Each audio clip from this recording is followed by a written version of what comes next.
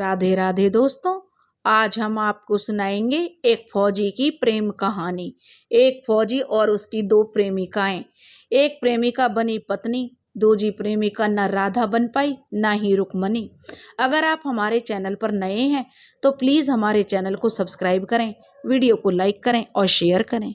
सरिता अपने पति दीपक के साथ रहती थी। सरिता और दीपक की शादी को 2 साल हो चुके थे। लोग उन्हें देखकर यही कहते थे कि इनकी अरेंज मैरिज हुई है, पर सच कुछ और ही था। सरिता अपनी बुआ की बेटी की शादी में गई थी। उसकी बुआ के देवर का बेटा दीपक भी वहीं था। दोनों की आंखें मिली और ना जाने कब उनके दिल में जो मिल गए। वैसे पूरे विवाह भर दोनों में बहुत नोक झोंक होती रही। कई बार तो बुआ को भी बीच बचाव करना पड़ा था। फुफेरी बहन से विदा के समय सरिता ज्यादा रो रही थी। वैसे दोनों की अच्छी दोस्ती थी, पर बुआ को लग रहा था शायद आंसू किसी और बात के हैं। शादी के बाद सरिता घर चलने को तैयार थी कि बुआ ने उसके पापा को मना लिया, क्योंकि अब उसकी बेटी तो ससुराल चली गई है। इसलिए कुछ दिन सरिता को हमारे घर छोड़ जाओ तो हमारा मन लग जाएगा। वैसे भी अभी तो लड़की की छुट्टियां चल रही हैं। 5 दिन बाद सुम्मी आ जाएगी तो 8-10 दिन बाद लड़की को भिजवा दूंगी। सरिता के पापा मोहन अपनी बहन सरस्वती के आज्ञाकारी भाई थे। थोड़ा मम्मी जो ने थोड़ा सा मना भी किया, पर सरिता का मन देख उन्होंने भी हाँ कर दी। 4-6 दिनों में सरिता और दीपक में अनेकों बार लड़ाई हुई। सरिता कहती, देखो बुआ, समझा लो इस लड़के को, फिर मैं कभी वापस नहीं आऊंगी। तब दीपक कहता, ताई, आपकी भतीजी हर बार आपसे शिकायत करती रहती है। खुद में कोई हौसला भी नहीं है। अपनी जंग खुद लड़ ही नहीं सकती। शादी होकर जब ससुराल चली जाएगी तो क्या आप वहाँ इसके झगड़े सुलझाओगे? दोनों अभी जो छोटे ही थे, यानी युवा अवस्था में आ रहे थे। दीपक ने इंटर की परीक्षा दी थी और फौज में जाने का शौक था, तो एनडीए की तैयारी कर रहा था। इधर सरिता भी कक्षा 11 में आई थी और विज्ञान की छात्रा थी। जब देखो लड़ते रहते हो। और बुआ कहने लगी, देख लड़की सरिता, बात तो लड़के की ठीक है। लड़कियां कोई कमजोर थोड़े होती हैं जो उन्हें किसी की मदद की जरूरत हो। सरिता बोली, बुआ, इसमें जरूरत की क्या बात है? बुआ दोनों बच्चों के मन पढ़ रही थी, भविष्य की तैयारी कर रही थी। अनजान जगह ना हो तो लड़कों का पता नहीं चले और न ही लड़कियों का। दोनों बच्चे जान पहचान के थे, पर अभी तो कोई बात नहीं, अभी पढ़ने दो। सही समय आने पर देवर जी और भैया से बात चलाऊंगी। फिर एक दिन वह सही समय आया। सरिता एमएससी कर चुकी थी। नेट की परीक्षा उत्तीर्ण करके पीएचडी की तैयारी कर रही थी। उधर दीपक भी आर्मी में कैप्टन था। हर लड़की के पिता की तरह मोहन जी भी अपनी बहन से लक्ष्मी पूछा कि सरस्वती, कोई लड़का नज़र में हो तो अपनी सरिता को भी विदा कर दूं। सरस्वती बोली, क्यों नहीं भैया, क्यों नहीं, है लड़का तो। तब मोहन जी बोले, कहाँ है? तो सरस्वती ने दीपक की बात चला दी। अब तक बहन की हर बात मानता या भाई कुछ नाराज सा लगा। यह भी क्या जीजी? मोहन जी बोले, भले ही दीपक आपका भतीजा है, पर सरिता भी तो आपकी कुछ लगती है। आर्मी के लड़के का क्या ठिकाना? नहीं जीजी नहीं, आपसे ऐसी उम्मीद नहीं थी। सरस्वती बोली, सुनो भैया, लड़का कोई ऐसा वैसा नहीं है, कैप्टन है आर्मी में। तो मोहन जी बोले, क्या जीजी, कैप्टन क्या जंग में शहीद नहीं होते? मैं सरिता का पिता हूँ, अपने आप उसका जीवन खराब नहीं कर सकता। बात खत्म हो गई। सरिता की बुआ को भी ऐसी क्या पड़ी थी। सोचा था कि दोनों बच्चे जानकारी के हैं, अनजानों का क्या भरोसा। पर भाई को पसंद नहीं है तो कोई बात नहीं, पर बुआ चाहकर भी विवाह के समय के क्षण को भूल नहीं पाती थी।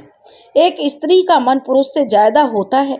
मन के भावों को पढ़ने की कला एक स्त्री में ज्यादा होती है। तो जो उन्होंने पढ़ा वह तो कुछ और ही था। फिर वह खुद ही खुद मन को समझा लेती हैं। वह तो बहुत साल पुरानी बात है। इतने समय में तो सब बदल चुका है। फिर दोनों उसके बाद कभी मिले भी नहीं। सरिता भी तो कोई कम नहीं है, डिग्री कॉलेज में प्रोफेसर बनेगी। उसके भी तो विचार तो बदल चुके होंगे। बात को गुजरे अभी इस बात को महीना भी नहीं बीता था कि सरिता की बुआ के पास सरिता के पिता का फ़ोन आया। जब सरिता के पापा की उसकी बुआ से बात हो रही थी, उस समय सरिता बाजार गई थी, कुछ किताबें खरीदनी थी। रास्ते में उसकी सहेली चित्रा मिल गई। चित्रा का पिछले महीने ही विवाह हुआ था, वह भी उसकी पसंद के लड़के के साथ। वास्तव में सूरज भी उन्हीं के साथ पढ़ता था, पर इंटर के बाद वह इंजीनियरिंग की लाइन में चला गया। सूरज और चित्रा एक दूसरे को बहुत पसंद करते थे। चित्रा और सरिता हर बात के राजदार थे। वे बातें भी जो किसी और को पता नहीं थी, जो वह चित्रा जानती थी। अरे चित्रा, सरिता बोली, कब आई तुम? चित्रा बोली, अभी 2 ही दिन हुए हैं। सूरज को तो तुम जानती हो, सरिता आने ही नहीं दे रहे थे, बड़ी मुश्किल से आई हूँ। अब सूरज को तो पा लिया, मम्मी और पापा के साथ भी तो कुछ वक्त बिता लूँ। और हाँ, वो भी सही है, चल रेस्टोरेंट में चलते हैं, वहीं बैठकर बात करते हैं। दोनों सहेलियां सामने के रेस्टोरेंट में पहुंची और 2 बटर डोसा का ऑर्डर देकर बैठ गईं। सरिता, अब तू अपनी शुरुआत कर दे। तब सरिता बोली, क्या शुरुआत कर दूं? सरिता जानकर भी अनजान बनने लगी। अनेकों प्रश्न जिनका उत्तर नहीं मिलता, मनुष्य उनसे अनजान बनने की कोशिश करता है। तभी चित्रा बोली, अरे वही आर्मी वाला, तुम्हारी बुआ का भतीजा, अब पता करो उसका। देख, मैं तो सही बोलती हूँ ना, तो उससे कोई दिल की बात की। चलो कोई बात नहीं, अपनी बुआ को पटा, किसी को कानो कान खबर भी नहीं होगी कि बिटिया उसी घर में जा रही है जहाँ पहले से उसका दिल चोरी हो चुका है। चित्रा फिर ठहाका मारकर हंसने लगी। रेस्टोरेंट के बेरर भी देखने लगे। सरिता ने उसे बड़ी मुश्किल से चुप किया। कहने लगी, चित्रा तू भी कभी भी कहीं भी शुरू हो जाती है। वैसे सरिता को चित्रा का प्रस्ताव पसंद आया। बुआ तो नहीं, पर फुफेरी बहन सुम्मी यह काम कर सकती है। बहन से तो कोई बात भी बताई जा सकती है। बुआ तो बहुत बड़ी है, उसके सामने तो संकोच करना होगा, पर कैसा हो कि वही महाशय मेरे घर पर सेहरा बांध कर आ जाएं। जीवन में जितने सोमवार का व्रत रखी हूँ, सभी का फल मिल जाए। सरिता सपनों में खो गई। तभी चित्रा बोली, होश में आओ मैडम, डोसा ठंडा होने का इंतजार कर रहा है। सचमुच सरिता को पता भी नहीं था कि कब बैरा उनके सामने डोसा रखकर चला गया। दीपक की बात होते ही अक्सर ऐसी हालत हो जाती थी सरिता की। इसी का मजाक चित्रा बनाती थी। वैसे चित्रा की खुली लव स्टोरी थी, पर सरिता की लव स्टोरी बंद थी, लेकिन सुखांत होगी या दुखांत दोनों को नहीं पता था। कुल मिलाकर सरिता को तो यह समझ आ गया, यदि फुफेरी बहन के माध्यम से बुआ को आगे बढ़ाऊं तो काम बन जाएगा। पापा तो बुआ की हर बात मान लेते हैं, वैसे मम्मी को भी कोई आपत्ति नहीं होगी, और होगी तो थोड़ा सा समझा लूँगी। बस एक ही चिंता की बात है, यदि दीपक को मैं पसंदी ना हूँ तो उन्हें के दिल में कोई और हो, क्या पता। कभी बात तो हुई नहीं, जब हुई थी तब भी झगड़ा ही होता रहा। बस इसी ख्याल में उसकी आंखों में आंसू निकलने लगे। चित्रा ने देख लिया। चित्रा बोली, अरे अरे ये क्या हुआ सरिता? सरिता बोली, कुछ भी तो नहीं, और अपनी आंख मलती हुई बोली, लगता है आंख में कोई मच्छर गिर गया, अब ठीक है। चित्रा समझ गई कि प्रेम का रोग इस कदर लगा है कि अब उसकी औषधि बस वही आर्मी वाला है। फिर कुछ तो करना होगा, आखिर सहेली के जीवन का प्रश्न है। सरिता जब घर आई तो घर का माहौल कुछ तनाव वाला था। सब चुपचाप थे। उसने बचपन से कभी भी घर में कोई विवाद नहीं देखा था, तो उसका परेशान होना लाजमी था। सरिता बोली, क्या बात है पापा? मम्मी, क्या बात है? वे बोले, कोई बात नहीं, तुम अपनी पढ़ाई करो, यह तो संसार का नियम है। हमेशा बहन को माता की तरह माना, आज वही बहन मेरी बेटी का अहित चाह रही है। गलती हुई किसी लड़के के बारे में पूछ लिया, यदि मेरी बेटी के हिसाब का लड़का नज़र में होता तो ही बताती, नहीं तो चुप रह जाती। यह क्या अपने देवर के फौजी लड़के की बात करने लगी? तब वह कहने लगी, शांत हो जाइए आप। उसकी माँ कहने लगी, सरिता की, वैसे तो उनके मन के भाव ज़्यादा कड़वे थे, जिन्हें वह व्यक्त नहीं कर पा रही थी। देखो कैसा संसार है, सारे रिश्तों में स्वार्थ हो सकता है, पर बहन और भाई का रिश्ता तो पवित्रतम होता है। पर कलयुग में तो बहनों का भी यही हाल है। अपने देवर के लड़के का विवाह करना है, यह भी नहीं देखती कि लड़के को कुछ हो गया तो बेटी का क्या होगा। यह बातें जो सरिता की माँ के मन में थी। सरिता पहले तो समझ ही नहीं सकी, पर जब समझी तो मन ही मन रोने लगी। जिन्हें मैंने अपने मन मंदिर में बसाया है, उसकी ही बात मेरी बुआ जी ने चलाई थी, पर फौजी होने के कारण पापा ने मना कर दिया। ईश्वर भी कैसी कैसी परीक्षा लेता है। पापा मेरा विवाह उनके साथ करेंगे नहीं, और यदि उनके स्थान पर मेरा विवाह किसी और से हो जाए तो मेरा क्या जीवन। सोचते सोचते सरिता को बुखार आ गया। पहले थोड़ा बुखार था, जिसे मौसमी बुखार समझा गया। बुखार उतरने की दवाइयाँ दी तो ठीक हो गया। लड़की की उदासी को बुखार की कमजोरी समझा गया। अगले दिन फिर से बुखार आया। डॉक्टर को दिखाया, कुछ टेस्ट कराए गए और दवा दे दी गई, पर कोई विशेष आराम नहीं मिला। आखिर में सरिता को अस्पताल में भर्ती करने की नौबत आ गई, पर जितना इलाज किया जाता बीमारी उतनी ही बढ़ती जाती। वैसे कोई शरीर में बीमारी हो तो डॉक्टर उसका इलाज करें। चित्रा को पता चला तो वह अस्पताल आई। थोड़े ही दिनों में सरिता बहुत कमजोर हो चुकी थी। चित्रा को देखते ही सरिता की आंखों से झरझर आंसू बहने लगे। वह कहने लगी, क्या हुआ मेरी बहन को? चित्रा ने आकर सरिता को अपनी बाहों में भर लिया।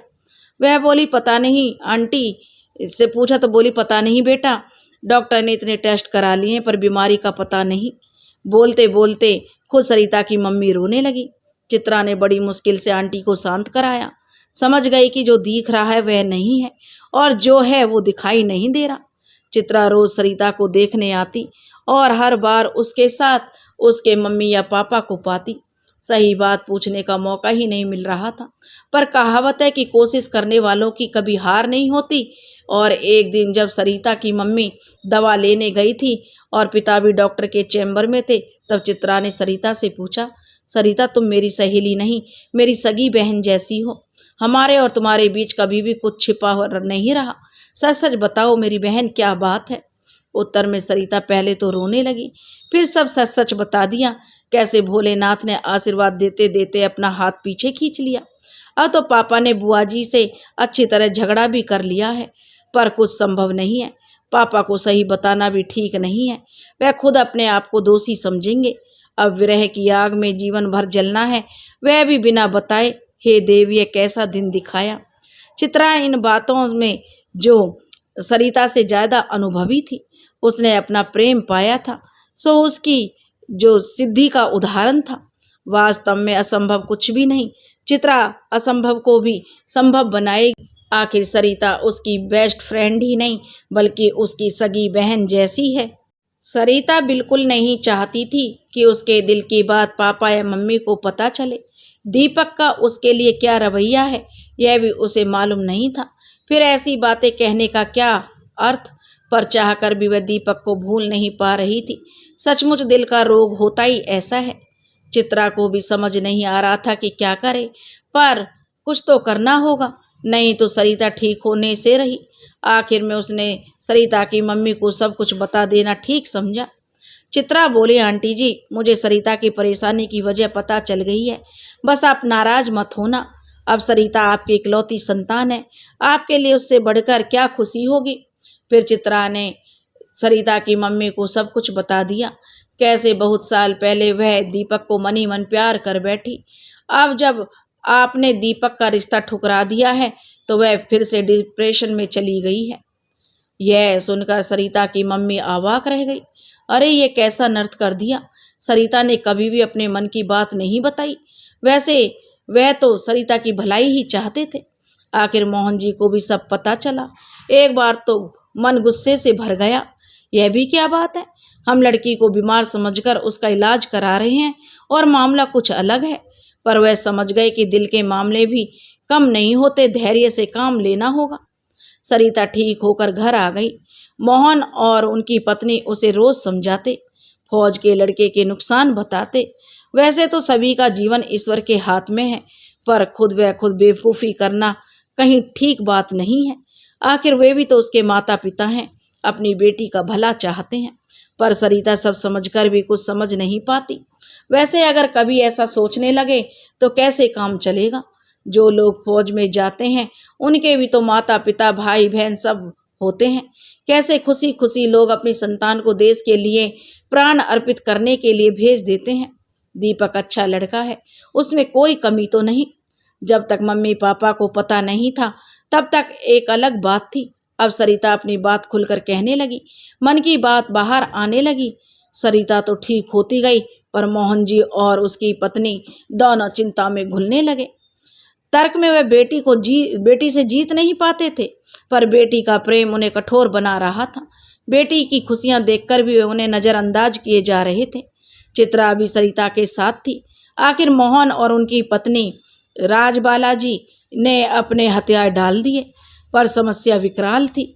अब किस मुंह से वो सत्तो से बात करें, क्योंकि सरस्वती को प्यार से उसके भाई सत्तो कहते थे। सत्तो तुरंत फटकार देगी। उससे कैसे कहें कि सरिता को प्रेम का रोग लग गया है, वह भी यह जाने बिना कि दीपक क्या चाहता है। आखिर कई दिन गुजारने के बाद उन्होंने अपनी बहन सरस्वती को फ़ोन कर ही दिया। और सरस्वती बोली, अरे भैया, बहुत दिनों बाद बहन की याद आई, कैसे हैं? तब मोहन जी बोले, सरस्वती को जैसे पहले से ही पूरी उम्मीद थी कि मोहन जी का फ़ोन आएगा। तब वो बोले, नमस्ते बहन जी। जी, अब बहन से कब तक नाराज रहूँगा? वो तो सही है, सरस्वती जी बोली, भैया यह तो सब बात चलती रहेगी। भाई और बहन के रिश्ते थोड़े ही ख़त्म हो जाते हैं। चल कोई बात नहीं, सरिता के लिए और लड़के तलाशती हूँ। मोहन जी बोले, अच्छा जी, मैं सोच रहा था आपका भतीजा भी ठीक है, वैसे फौज में है, यह बात तो है, पर किसी भी की ज़िंदगी का क्या भरोसा। फौज का हर लड़का शहीद थोड़े ही हो जाता है। सब तो नहीं, पर भैया बहुत से हो भी जाते हैं। सरस्वती बोली, ज़्यादा परेशान मत हो भैया। वैसे भाभी कैसी है और सरिता कैसी है? मोहन जी बोले, सब ठीक है जी, सरिता थोड़ा बीमार हो गई थी, अब ठीक है। सत्तो बोली, अरे मुझे बताया क्यों नहीं भैया?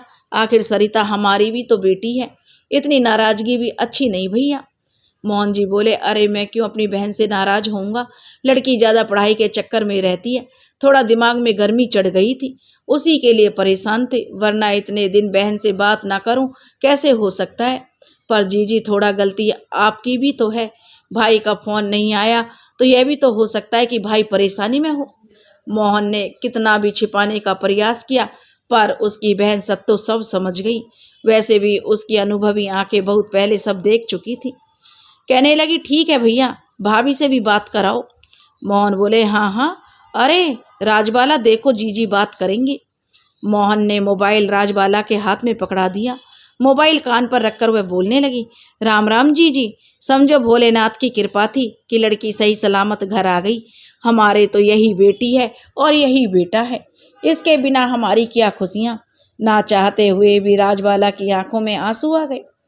सत्तो बोली, हौसला रखो भाभी, सब ठीक हो जाएगा। वैसे भाभी, मैं भी सरिता की बुआ हूँ, बहुत साल पहले उसका मन पढ़ लिया था, पर आपको मैंने कभी बताया नहीं। सब गिले शिकवे भूल जाओ, सरिता को वही लड़का मिलेगा जो उसके मन में है। उधर सत्तो बोलती जा रही थी और इधर राजबाला की हिचकियाँ बढ़ती जा रही थी। जी के प्रति कैसे कैसे विचार थे मन में, उन्हें स्वार्थी भी कहा। स्वार्थी तो हम हैं जो बेटी के मन की बात जानकर भी उस पर कठोर बने रहे, उस पर निर्णय बदलने के लिए दबाव बनाते रहे। अरे मैं तो माँ कहलाने के लायक भी नहीं हूँ। उसकी बुआई उसकी सच्ची माँ है, उसकी तैयार सास बनकर वह बेटी का अच्छा ध्यान रखेगी। तभी सत्तो बोली, भाभी आप रो रही हैं? तब राजबाला बोली, नहीं जी, रो कहाँ रही हूँ, आज तो मैं बहुत खुश हूँ। खुशी से आंखों से आंसू टपक रहे हैं। और कोई बात नहीं है जी, हमसे जो गलती बन गई हो उसे माफ़ कर देना। सत्तो बोली, अरे ऐसी कोई बात नहीं है भाभी, जरा सरिता से तो मेरी बात कराओ। राजबाला बोली, हाँ जी, अभी कराती हूँ। और राजबाला ने सरिता को मोबाइल पकड़ा दिया। सरिता बोली, राम बुआ। सत्तो बोली, राम। अरे इतनी सी बात पर अपनी तबीयत खराब कर ली, भले ही तेरी बुआ हूँ पर माँ से कम नहीं। अब तू चिंता मत कर, तुझसे एक काम है, बस तू वही कर सकती है। भैया और भाभी को समझा देना, पुरानी सब बातें भूल जाएं। अच्छा बता, मेरा काम करेगी ना? सरिता ने आंखों में आंसू आ गए और बोली, जी बुआ जी, जरूर करूँगी। बात खत्म हो जाने के बाद भी मोहन और राजबाला और सरिता तीनों रोते रहे। मोहन और राजबाला समझ गए कि केवल उन्होंने ही बहन का मान नहीं रखा, बहन भी उनका मान रखती है। आंखों पर जो है अहंकार का चश्मा लगा था वह उतर गया। फिर उन्हें केवल प्रेम की सरिता दिखाई दे रही थी, जिनका जल स्रोत शायद उनकी आंखें ही थी। आंखों से निकले आंसुओं से जो सभी गलत भावनाएं बह गईं और उनके मन निर्मल साफ हो गए। अब सत्तों ने सरिता का विवाह दीपक से कराने का वायदा तो कर लिया, पर सभी की पसंद अलग अलग थी। और तो और सत्तों के पति विराट का विवाह संबंधों के लिए अलग सोच थी। देवर विशाल और देवरानी राधा की भी राय अलग थी। विशाल और राधा के दो ही बच्चे थे। बड़ा लड़का दीपक आर्मी में कैप्टन था, वहीं लड़की सूची इंटर पास करके बीएससी में आई थी। छोटा परिवार सुखी परिवार होता है। विशाल इंटर कॉलेज में अध्यापक थे, वहीं राधा गृहिणी। भले ही ज्यादा संपन्न नहीं थे, पर घर में कोई कमी नहीं थी। सत्तों को सभी को मनाने के लिए कितने पापड़ बेलने पड़े कहा नहीं जा सकता। ज्यादातर का मानना था कि इकलौते लड़के के लिए ऐसी लड़की जिसका कोई भाई नहीं हो ठीक नहीं है। आखिर लड़की का ध्यान खुद के माता पिता की तरफ रहेगा, फिर वह ससुराल में कैसे ध्यान दे पाएगी। पर सत्तों की लगन ही थी। आखिर में दीपक के घर वाले इस रिश्ते के लिए तैयार हो गए। कल वे सरिता को देखने आएंगे, पर सरिता की तो नींद ही आंखों से गायब हो गई। इतना वक्त गुजर गया, पता नहीं वह अब कैसे दिखते होंगे। रात भर सपनों में वह दीपक को देखती रही, पर सुबह होते होते जो सरिता की आंख लग गई। तभी सरिता की माँ बोली, अरे कब तक सोती रहेगी, लड़के वाले आ रहे हैं, जल्दी तैयार हो जा। सरिता हड़बड़ाकर उठी, नहाने धोने की तैयारी करने लगी। पर आज क्या पहनूं, यही सोच में खड़ी थी। इतने सुंदर सुंदर कपड़े हैं, पता नहीं दीपक जी को कौन सा रंग पसंद होगा, उन्हें क्या पसंद होगा। आखिर में एक सूट उठाया, गुलाबी रंग का सूट, उसमें सफ़ेद और पीले रंग के प्रिंटेड फूल बने थे। तैयार होकर जब सरिता बाहर आई तो एकदम परी लग रही थी। गुलाबी चेहरा गुलाबी लिबास में और ज़्यादा हसीन लग रहा था। घुंघराले बाल कंधे से नीचे तक लटक रहे थे। माँ ने देखा तो प्यार से बलैया लेने लगी। एक छोटा सा काला टीका लगा दिया। सरिता बोली, आप भी ना मम्मी। तब राजबाला बोली, अरे मेरी बिटिया को किसी की नज़र न लग जाए। अच्छा तुम और चित्रा दोनों ब्यूटी पार्लर घूम आओ। वैसे तो सरिता अपनी खूबसूरती से सभी को लजा रही थी, ब्यूटी पार्लर की ज़रूरत भी नहीं थी, पर फिर भी राजबाला ने कह दिया। वह नहीं चाहती थी कि कोई कमी रह जाए।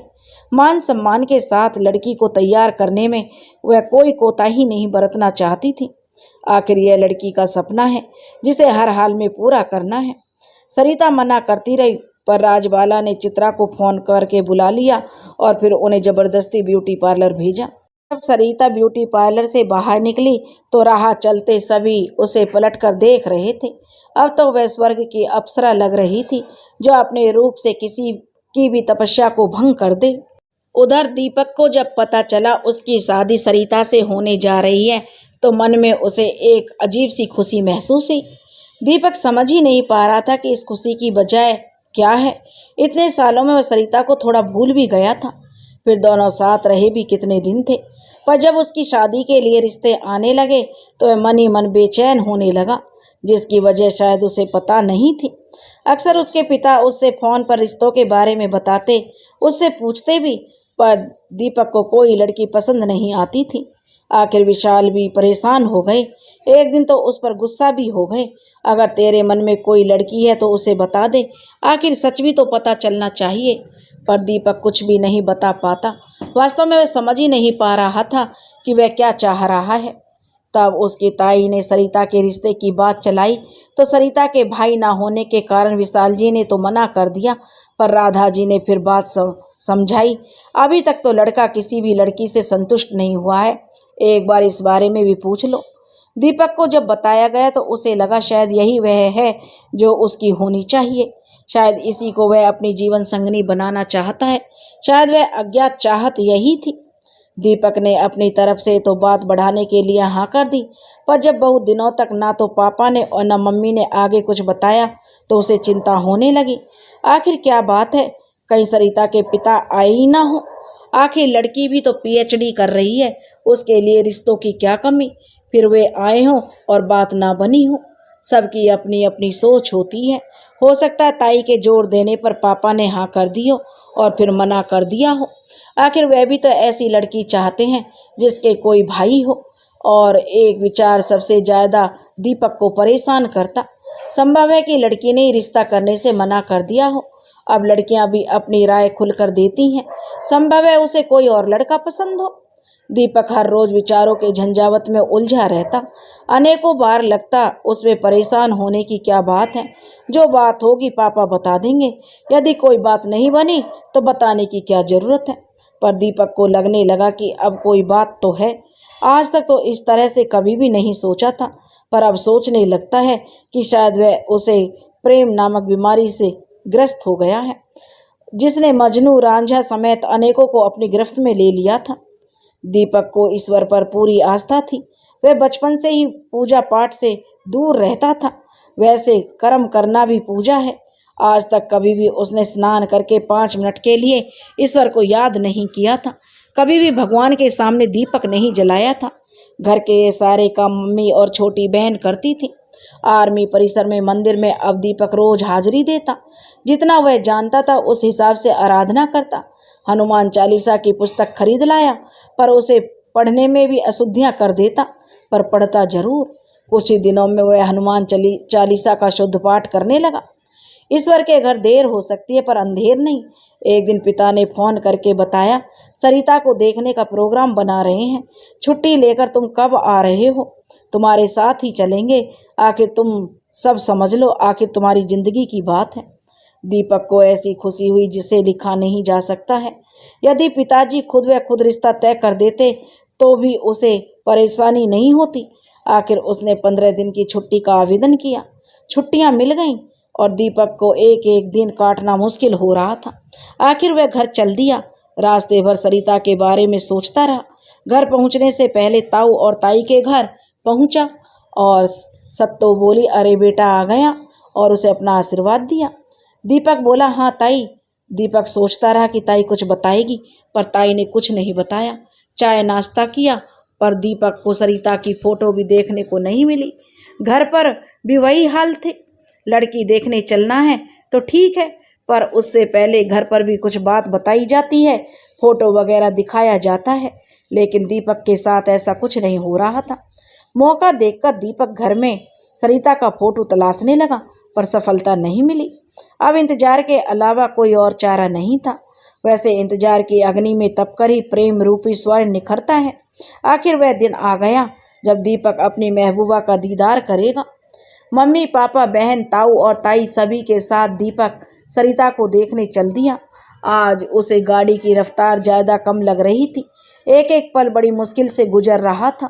इसी तरह उधर सरिता के घर वो पहुंचा। सरिता भी इंतजार के एक एक पल काटने उसे मुश्किल लग रहे थे, पर फिर भी उसे अपनी भावनाओं को काबू में रखा हुआ था। बैठक में बैठा दीपक और सरिता का इंतजार कर रहा था, पर सूची अपनी ताई के साथ भीतर चली गई। भीतर सरिता को देखकर उसका मन इतना खुश हुआ कि अपने आप को रोक नहीं पाई। उसने मन में अपनी भाभी की जो तस्वीर बनाई थी वह एकदम सरिता से मिलती थी। वैसे सरिता पढ़ाई में तो अव्वल थी, पर सुंदरता में भी इतनी अव्वल थी कि किसी की नज़र उससे हट नहीं सकती थी। वैसे सूची इंटर पास कर चुकी थी, पर अभी तक उसका बचपना नहीं गया था। भागकर बैठक में आ गई और दीपक के कान में कुछ बुदबुदाने लगी। कोई और समय होता तो दीपक सूची की खबर ले लेता, पर सूची भी झगड़ा करने लगती। उन दोनों के झगड़े को कोई भी खत्म नहीं कर सकता था, क्योंकि वह तो भाई और बहन का प्यार था। रूठना और मनाना चलता रहता था। दीपक कुछ नहीं कर पाया, पर उसके कान में सूची के शब्द गूंजने लगे, भैया, भाभी बहुत सुंदर है। दीपक की याद में पुराना समय आ गया जब सुम्मी जीजी की शादी में वह सरिता से मिला था। सरिता उस समय भी बहुत सुंदर थी, तभी तो उसकी नज़दीकी की चाहत में वह उससे झगड़ा करता था। पर अब उस क्षण की बस धुंधली सी याद थी। थोड़ी देर बाद हाथ में चाय की ट्रे लेकर सरिता आई और राजबालाजी नाश्ता की प्लेट मेज पर लगाने लगी। चित्रा भी साथ दे रही थी। मैं भी हाथ बटाती, सूची भी साथ में लग गई। सभी अपने अपने काम में व्यस्त थे, पर दीपक तो शायद इस दुनिया में था ही नहीं। वह तो कहीं सपनों की दुनिया में सरिता के साथ सैर कर रहा था। इतने बीच में विशाल और राधा ने सरिता से बहुत सारी बातें की। सरिता ने सब कुछ सही सही बताया, पर दीपक को कुछ भी ध्यान नहीं। वह तो सरिता के ख्यालों में खोया हुआ था। होश उसे तब आया जब विशाल जी ने अपना फैसला सुना दिया। भाई साहब, भाभी जी की पसंद पर इनकार करने का प्रश्न ही नहीं उठता। हमें तो बेटी पसंद है, पर दोनों बच्चे आपस में बात कर लें तो ठीक रहेगा। मोहन जी बोले, हाँ हाँ भाई साहब, सही कह रहे हैं आप। बच्चों की पसंद ही हमारी पसंद है। बेटी सरिता, दीपक को अपने साथ गार्डन में ले जाओ। आपस में दोनों आराम से बातें करो, तब तक हम आपस में बात करते हैं। मोहन जी के कहने पर सरिता उठी, पर दीपक अभी तक किसी अन्य लोक में विचर रहा था। आइए हमारे साथ। सरिता की प्यारी आवाज़ सुन दीपक उस तरफ खिंचता चला गया। बाहर गार्डन में 2 कुर्सियां बिछी हुई थी। सरिता बोली, आइए इधर बैठिए। दीपक बैठ गया। सरिता खड़ी रही। दीपक बोला, अरे आप भी बैठिए। दीपक को याद आया कि सरिता तो खड़ी है। फिर दोनों बहुत देर तक बातें सोचते रहे। दोनों कहना तो बहुत कुछ चाहते थे, पर कह नहीं पा रहे थे। आखिर बड़ी देर हो गई। यूं चुपचाप कब तक बैठे रह सकते थे। आप तो बिल्कुल बदल गई, दीपक बोला। सरिता बोली, वो कैसे? दीपक बोला, उस समय तो बात बात पर झगड़ती थी, अब लगता है कि मुख में जवानी ना हो। सरिता थोड़ी सी झेंप गई। सरिता बोली, ऐसा कुछ नहीं है। वो तो आज आप मिलने आए हो। एक बार शादी करके घर ले चलो, फिर बताती हूँ असली बात। जोश जोश में सरिता बोल तो गई, फिर शर्मा गई। दीपक अपनी हंसी रोकने की कोशिश करने लगा। थोड़ी देर यही हालात रहे। सरिता, दीपक बोला, मैं वास्तव में आपको अपने घर ले जाना चाहता हूँ, पर कुछ बातें स्पष्ट कर देना चाहता हूँ। मैं एक फौजी हूँ। फौजी को सबसे पहले देश प्यारा होता है, यह तो जानती हो। क्या संभव है कि मैं आपको उतना समय ना दे पाऊँ? सरिता बोली, हाँ जानती हूँ। दीपक बोला, यह भी संभव है कि मैं देश के लिए कुर्बान हो जाऊं, तुम्हें बीच रास्ते में छोड़ जाऊं। आपको क्या वास्तव में मुझसे लड़ाई लड़नी है? इतना अशुभ क्यों सोचते हो? सरिता बीच में बोल पड़ी। कुर्बान होना, दीपक बोला, एक फौजी के लिए अशुभ नहीं होता, यह तो बताना है। तब वह बोली, सरिता, ठीक है कैप्टन साहब, पर फौजियों के भी बाल बच्चे भी इतने कमज़ोर नहीं होते। फौजी एक बार कुर्बान होते हैं तो उनके घर वाले हर रोज़ कुर्बानी देते हैं। कोई शक कैप्टन साहब? और फिर एक शांति सी छा गई। कैप्टन साहब, सरिता बोली, एक छोटी सी गुजारिश है आपसे। दीपक बोला, हाँ कहिए। सरिता बोली, जैसे आप अपने माता पिता के बेटा हैं, मैं भी अपने माता पिता की बेटी नहीं बल्कि बेटा हूँ। आप विश्वास करें कि मैं आपके परिवार के कर्तव्यों में कभी पीछे नहीं हटूंगी, पर सत्य यह भी है कि मैं अपने माता पिता का कर्तव्य भी पूरा करूंगी। बताइए, आपको कोई परेशानी तो नहीं है? तभी दीपक के लिए परेशान रहने वाली सरिता ने दीपक से ऐसी बात कह दी जिससे उसका रिश्ता ही खत्म हो सकता था। पर वास्तव में झूठ की नींव पर मजबूत इमारत खड़ी नहीं होती। मुझे उस पर पूर्ण विश्वास है।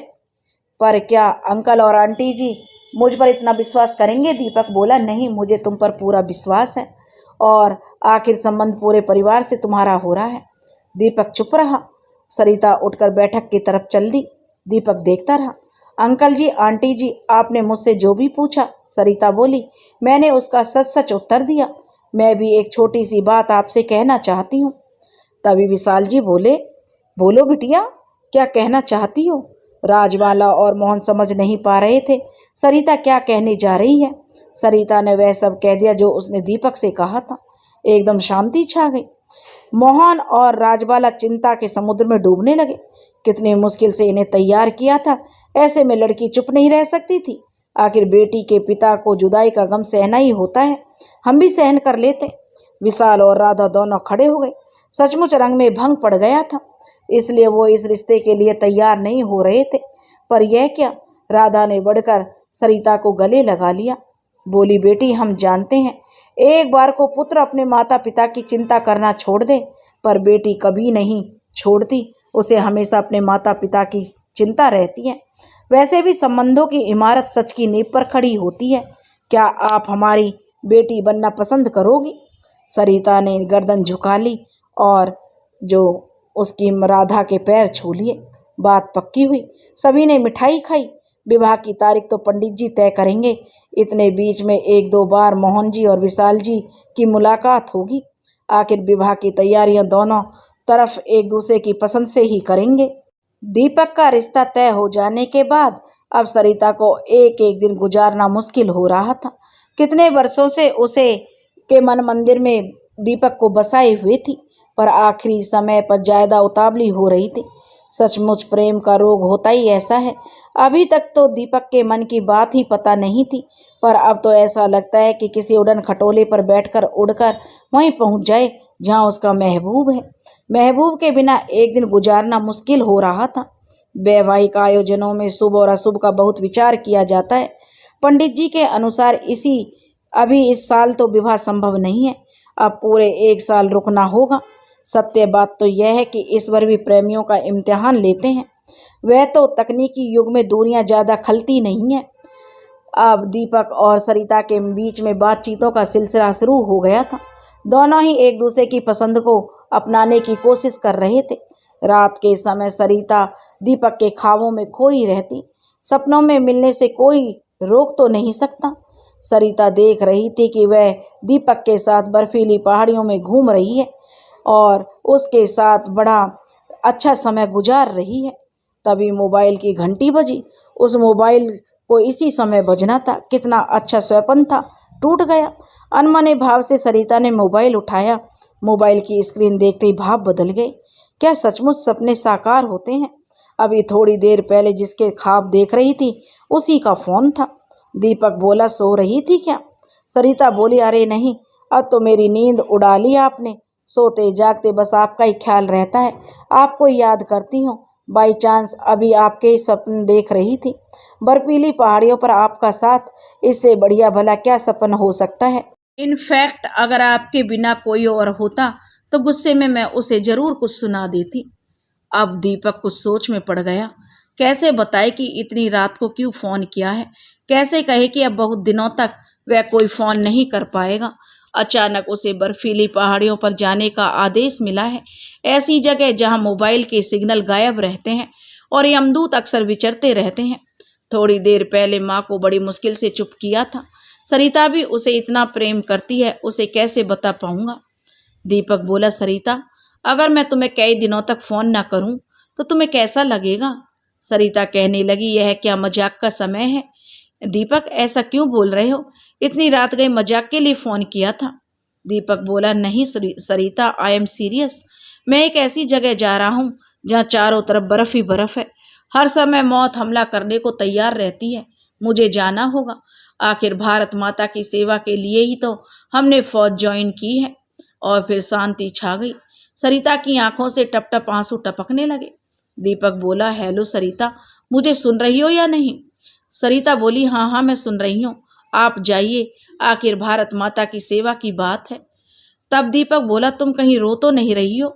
सरिता बोली, अरे नहीं तो, रोने की इसमें क्या बात है? दीपक बोला, सरिता, अभी भी तुम्हारे पास समय है, कुछ बिगड़ा नहीं है। यदि तुम्हें अपना विचार बदलना है तो बदल सकती हो। मुझे छोड़ किसी दूसरे से शादी कर सकती हो। इतना सुनते ही सरिता तिलमिला उठी। बोली, नहीं, मुझे समझाने की कोई जरूरत नहीं है दीपक, आप अपना फर्ज अदा करो, मैं इंतजार करूंगी।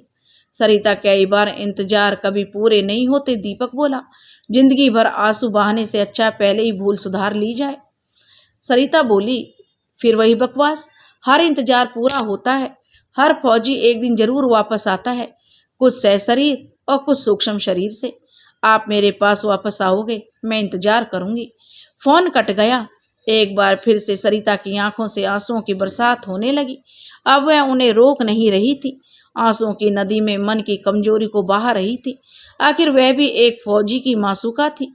कमजोर नहीं पड़ना चाहती थी और ना ही वो कमजोर थी और ना ही वो कमजोर बनकर दिखाना चाहती थी। और फिर ऐसे ही दिन बीते। काफी दिन तक दीपक का कोई फोन नहीं आया। हालांकि सरिता के भाभी सास ससुर से रोज सरिता की बात होती थी। राधा और विशाल दोनों सरिता का मन हल्का करते, उसे हौसला देते। सरिता भी मन की पीर भूल जाती थी। एक दिन सरिता के नाम एक पत्र आया। आज के ज़माने में पत्र कौन लिखता है। किसी समय तो एक दूसरे को सूचना देने का पत्र बड़ा जरिया था, पर आजकल तो पत्र केवल विभिन्न प्रतियोगी परीक्षाओं की नियुक्ति पत्र तक सीमित रह गए हैं। वह भी ज़्यादातर इंटरनेट से डाउनलोड कर लिए जाते हैं। सरिता ने पत्र खोला, बुझा हुआ चेहरा खिल गया। हालांकि पत्र बहुत बड़ा नहीं था। दीपक ने अपना हालचाल लिखा था, सरिता और मम्मी पापा का हालचाल पूछा था, अपना पता लिखा था। पत्र का अंत एक छोटे से मजाक के साथ किया था, चलिए अच्छा इस बहाने हम फिर से पत्र लिखना सीख जाएंगे। सरिता को जीने का आधार मिल गया। दीपक का खत पढ़कर सरिता उसका उत्तर लिखती।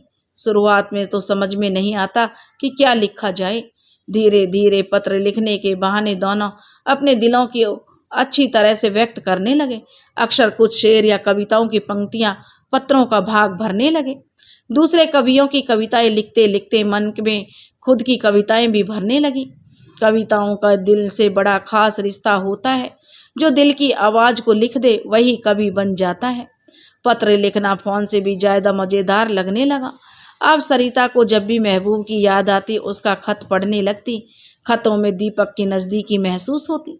ऐसे ही दिन गुजरते रहे और फिर कई दिनों तक दीपक के खत भी आने बंद हो गए।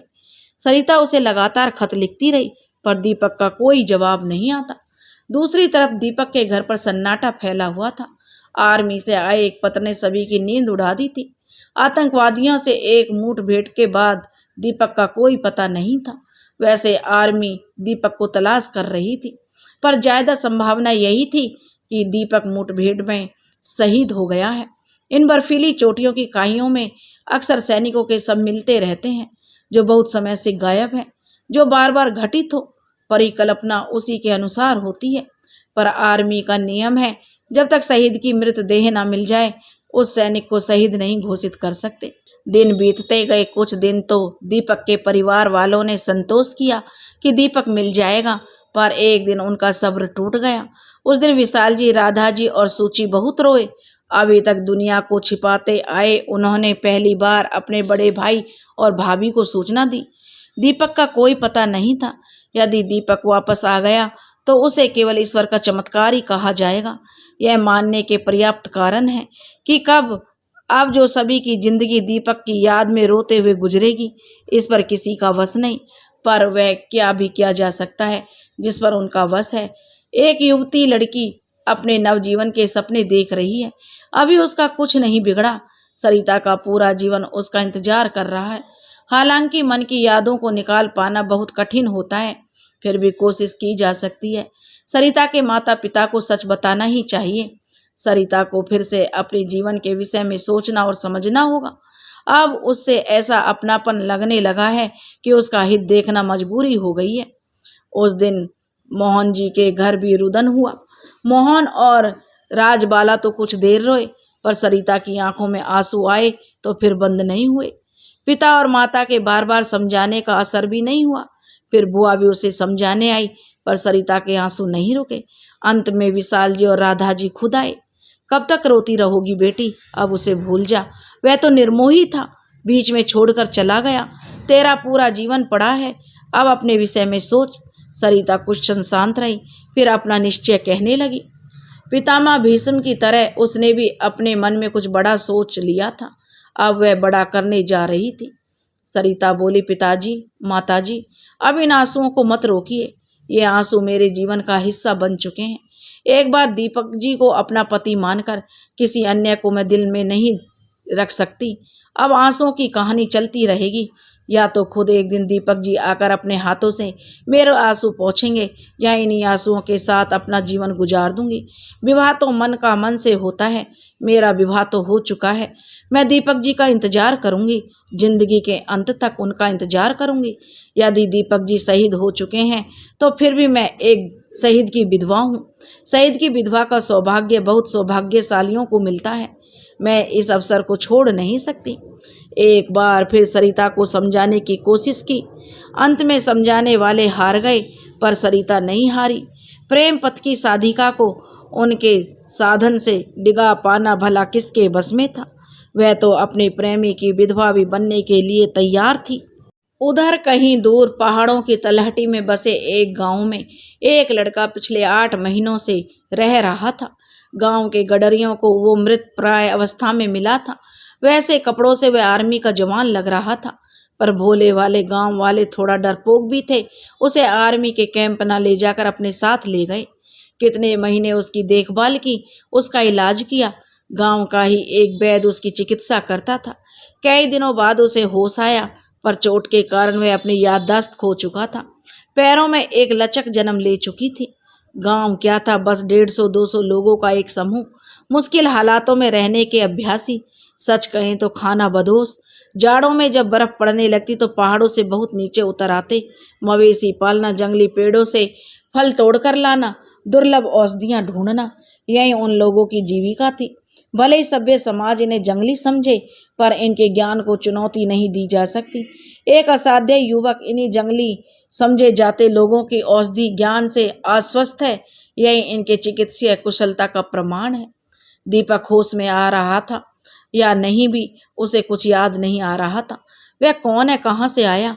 जिन लोगों के साथ वह रह रहा था उनकी बोली भी पूरी तरह समझी नहीं जाती थी। उनका ज्यादातर भोजन भी अपरिचित जैसा लगता था। दीपक कहता, कौन हूँ मैं? यहाँ का तो नहीं। मेरी नाक भी इन सब से अलग है, शारीरिक गठन भी अलग है, मेरी जुबान भी कुछ अलग है, पर कुछ याद नहीं आ रहा। दीपक बुदबुदाने लगा। कमरे में से एक लड़की आई। गोरी सी थी, जरा ठिगना सा शरीर, पर रूप में किसी अप्सरा सी लगती थी। वह कहने लगी, आ जाएगा याद सब, अभी दिमाग पर ज्यादा जोर ना दो, धीरे धीरे सब याद आएगा। दीपक शब्दों को जोड़ने लगा। लड़की इशारे में उसे बताने लगी वह घायल अवस्था में मिला था। कई दिनों बाद उसे होश आया। वह लड़की जिसका नाम मामू था, वह दीपक को लगता उसी वैद्य जी की बेटी थी। अभी युवा अवस्था की दहलीज पर खड़ी थी। दीपक उसकी भाषा कुछ कुछ समझने लगा। वहीं रहता था।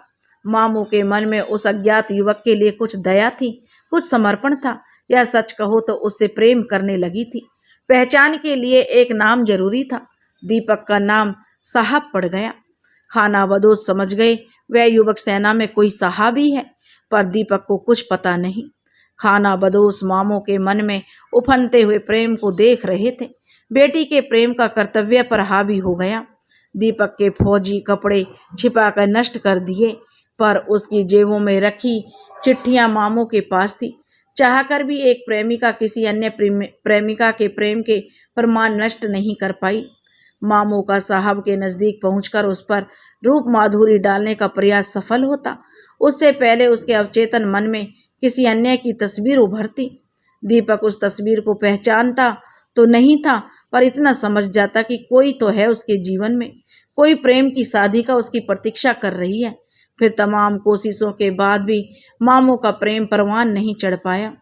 चाहत से शुरू हुआ मामू का प्रेम सचमुच में उस प्रेम में बदल गया जहाँ केवल और केवल बलिदान शेष रह जाता है, जहाँ खुद का वजूद खत्म हो जाता है। बचता है तो केवल और केवल महबूब का हित। महबूब के प्रेम में मिले आंसू ही सचमुच उसके जीवन का आधार बन जाते हैं। साहब, जो मामू कहने लगी, मैं आपको कुछ देती हूँ, मैंने आपसे छिपा कर रखा था। अब कोई मतलब नहीं। किसी के प्रेम को मिटाकर प्रेम मिला तो क्या मिला? किसी के आंसुओं से प्रेम पा भी लिया तो क्या पाया? प्रेम तो वही है जो बहुत दूर प्रेमी को आभास करा दे कि उसको कोई याद में आंसू बहा रहा है। मामू ने दीपक को सारी चिट्ठियां पकड़ा दी। अब दीपक को कुछ कुछ याद आने लगा, जो हर रोज अभी तक उसके सपने में आती थी। वही सरिता की चिट्ठियां सुप्त स्मृतियों को जगाने लगी। अभी मौसम खराब है, गर्मियां आने में कुछ महीने शेष हैं। घर वालों से बात करना संभव नहीं, क्योंकि अभी तक पूरी याद वापस नहीं आई थी। इस कबीले में फोन जैसी सुविधाएं भी नहीं थी। दीपक को अभी आंशिक थोड़ा सा मतलब याद आया था। आंशिक रूप से तो जाड़ों के बाद आर्मी कैंप से ही उसकी सही जानकारी मिलेगी, तब वह घर पहुंच पाएगा। गर्मियों के आगमन के कुछ महीनों में मामू ने दीपक के सामने अपने आंसुओं को रोके रखा, पर अकेले में जरूर रोती। जाड़ों की विदाई के साथ ही आखिर दीपक की विदाई का समय आ गया। मामू खुद दीपक को एक आर्मी कैंप तक छोड़ आई। वहाँ दीपक के बारे में छानबीन की जा रही थी। दूसरे कैंपों को उसकी सूचना भेजी जा रही थी। आज मामू चाहकर भी अपने आंसुओं को नहीं रोक पा रही थी। आज पहली बार दीपक को मामू के प्रेम का अनुभव हुआ। वह यदि चाहती तो क्या कभी दीपक अपनी पूर्व जिंदगी में वापस आ सकता था? सही बात तो यह है, यदि अभी भी मामू कह दे कि जब याददाश्त नहीं है तब उस समय उसका विवाह हुआ था, तो भी दीपक कभी भी उसकी प्रेमिका को नहीं पा सकता था। प्रेम सचमुच बलिदान देता है और मामू के बलिदान को याद करके आज दीपक के हाथ भी उसकी वंदना में उठ गए। निश्चित ही दीपक अपनी पूर्व जिंदगी में अपना प्रेम पाले, पर क्या संभव है कि मामू को भूल पाए? शायद नहीं, क्योंकि मामू भी उसके प्रेम में आंसू बहा रही होगी। कहानी आंसुओं से शुरू होकर कभी समाप्त नहीं होती, बस जो पात्र बदलते रहते हैं और सच्चे प्रेमी कुर्बानियां देते रहते हैं। उधर दीपक के लापता होने के बाद सरिता अक्सर दीपक के घर में रहने लगी, जैसे वह इस घर की बहू हो। उसका पति शहीद हो गया है। बिना भांवर के सरिता एक विधवा का जीवन जी रही थी। उसे देख धैर्यवानों का धैर्य भी जवाब दे देता। ईश्वर के न्याय में दोष निकाले जाते। आज के समय में पति की अर्थी उठते ही वधू दूसरा वर तलाश करने लगती है। इसमें कोई गलत बात भी नहीं है। जिस कन्या का पूरा जीवन पड़ा है उसका जीवन फिर से संवर जाता है। वहीं सरिता कुछ अलग करके दिखा रही थी, बहाव के विपरीत तैर रही थी, जिसकी शक्ति वास्तव में उसे प्रेम साधना से मिल रही थी। आखिर वह दिन आ गया जब उसकी अनेकों महीनों की साधना का फल मिलने वाला था। विधवा के सफ़ेद वस्त्रों में रंग भरने वाला था। आर्मी से पत्र आया कि एक युवक मिला है जो बहुत हद तक कैप्टन दीपक जैसा है। उसके सारे चिन्ह कैप्टन दीपक जैसे हैं। आर्मी रिकॉर्ड में कैप्टन दीपक का ब्लड ग्रुप बी पॉजिटिव है और इस युवक का ब्लड ग्रुप भी बी पॉजिटिव है। पर युवक की ज़्यादातर याददाश्त जा चुकी है। उसे बस अपने जानकारों में सरिता का नाम ध्यान है। आर्मी की तरफ से विशाल और राधा के साथ सरिता को भी लाने का अनुरोध किया गया ताकि डीएनए टेस्ट से उसकी पहचान की जा सके। वह सरिता को पहचान सकता है, इससे भी उसकी पहचान में मदद मिलेगी। जैसे कोई फसल बर्बाद होने जा रही है, उसी समय इंद्रदेव की कृपा हो जाए तो सूखती फसल फिर से लहलाने लगे। ईश्वर के घर अनेकों बार देर होती है, पर साधना का फल जरूर मिलता है। दीपक सब भूल गया, फिर भी उसका प्रेम उसे याद रहा। इसका कारण बस सरिता की प्रेम साधना ही कहा जा सकता है। दीपक ने सरिता के अलावा किसी को नहीं पहचाना। डीएनए टेस्ट से उसके दीपक होने की पुष्टि हो गई। दीपक घर आ गया। वैसे अब वह आर्मी के योग्य नहीं रहा, फिर भी वह अपनी क्षमता के हिसाब से कहीं भी नौकरी कर सकता था, पर वास्तविक समस्या उससे और अधिक कठिन थी। अभी तो दीपक की सारी याददाश्त याद दिलानी थी, तभी तो वह अपना सामान्य जीवन जी सकता था।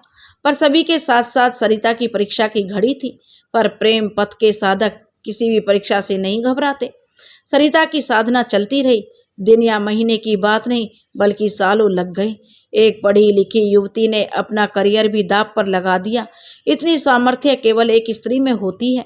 सरिता जरूरत के समय दीपक की शिक्षिका बन जाती, कभी उसकी दोस्त, कभी माँ की तरह अधिकार भी दिखाती। कई साल बीत गए। अब दीपक पहले की तरह स्वस्थ हो गया। अपनी योग्यता से वह एक बैंक में नौकरी करने लगा। दीपक और सरिता का विवाह धूमधाम से संपन्न हो गया और सरिता ने भी फिर अपने करियर पर ध्यान दिया। वह भी एक प्रतिष्ठित महाविद्यालय में लेक्चरर नियुक्त हो गई। दोनों का जीवन खुशियों से भरा हुआ था। उधर जो मामू की जिंदगी में एक बड़ा सा भूचाल आ चुका था। मामू चाहकर भी जो दीपक की राधा नहीं बन पाई थी। पिता के सम्मान की खातिर वह भी अपने पति के साथ चली गई। उसका पति उसी जैसे दूसरे कबीले के सरदार का बेटा था। ठंडे मौसम में ज्यादा जो शराब ज्यादा दोष नहीं माना जाता, पर स्वभाव तो हर जगह एक दुर्गुण है। मामू का बोलने की आज़ादी नहीं थी मामू को, फिर भी वह बोलती थी। उसकी यही गलती थी जिसका दंड अक्सर उसे मिलता था। इन कुछ दुर्गुणों के अलावा मामू को अपने पति में कोई कमी नजर नहीं आती थी।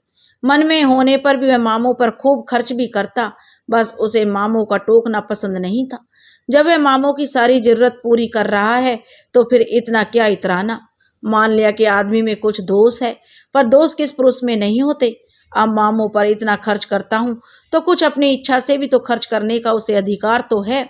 मामू समझ गई कि उसका साथ कोई नहीं देगा, फिर भी जब पारा सर से ऊपर जाता दिखता तो मामो विरोध कर देती, खुद पिट-पुट कर भी अपने आदमी की उन हुस्न बालाओं से बचा लेती जिनका उद्देश्य केवल और केवल दूसरों को लूटना ही है। कुछ दिनों से मामो ज्यादा संकित रहने लगी। भले ही उसका आदमी मुखिया का बेटा है, पर उसे अपने घर के आय के साधन ज्ञात थे। काम तो वही औषधि तलाशने का, मधुमक्खी के छत्ते से शहद निकालने का ही है। फिर भी सभी की आर्थिक स्थिति में 19-20 का अंतर है। पर शायद ऐसा है नहीं, आदमी का इतना खर्चीला होना ठीक नहीं है।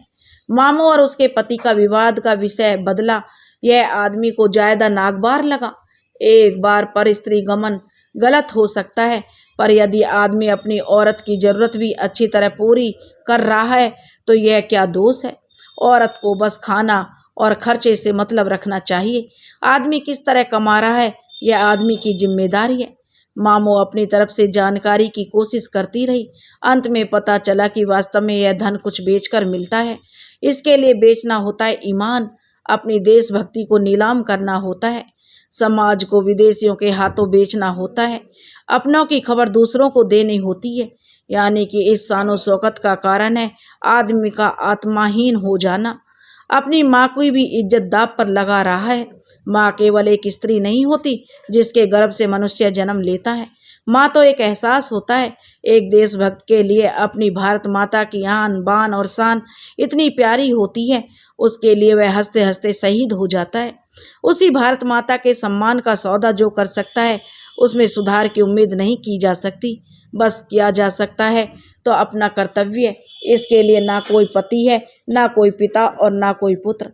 एक सीधी सादी स्त्री अपने पति को यमलोक भेजकर आर्मी कैंप की तरफ भागी जा रही थी।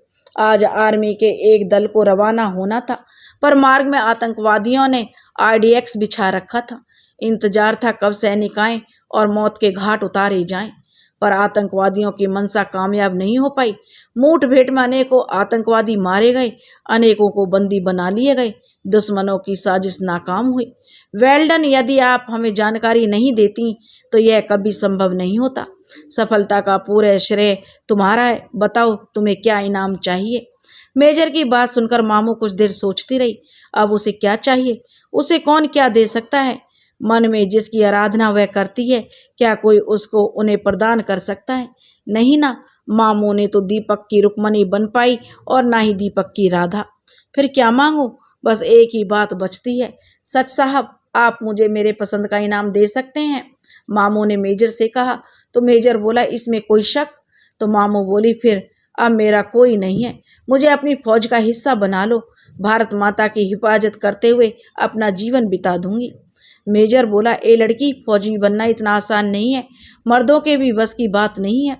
मामू बोली, साहब वह मुझ पर छोड़ दो, अगर मैं आपके लायक ना निकलूं तो तुरंत निकाल देना। मामू ने फौज ज्वाइन कर ली।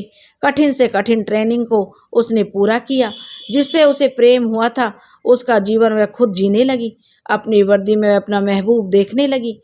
अभी भी उसकी आंखें उस फौजी को याद करके नम हो जाती। बहुत दूर दीपक भी कभी कभी बेचैन हो जाता, कभी कभी वह भी आंसू बहा लेता, जिसमें सरिता को भी कोई आपत्ति नहीं थी। रुक्मणी ने हमेशा राधा की पूजा ही की थी और सरिता भी मन ही मन उस अज्ञात प्रेम साधिका को याद कर लेती थी, जिसके कारण उसके प्रेमी को जीवन मिला था, जिसके कारण उसका प्रेमी आज उसके साथ था। दोस्तों, अगर आपको यह कहानी पसंद आई हो, एक फौजी की प्रेम कहानी, तो हमारे चैनल को सब्सक्राइब करें, वीडियो को लाइक करें और शेयर करें। राधे राधे।